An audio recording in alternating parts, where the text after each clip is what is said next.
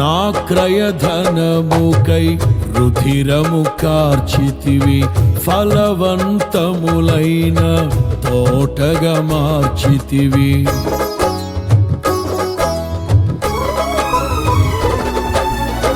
నా క్రయధనముకై రుధిరము కార్చితివి, ఫలవంతములైన తోటగా మార్చితివి.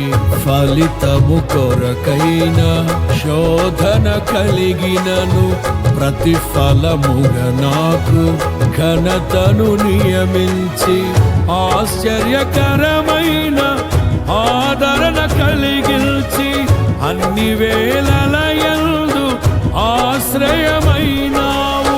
ఎంతగా కీర్తించినా నీ రుణమే నే తీర్చగలనా?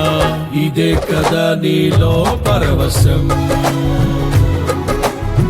మరువలేని తీయని జ్ఞాపకం. నూతనమైన కృపా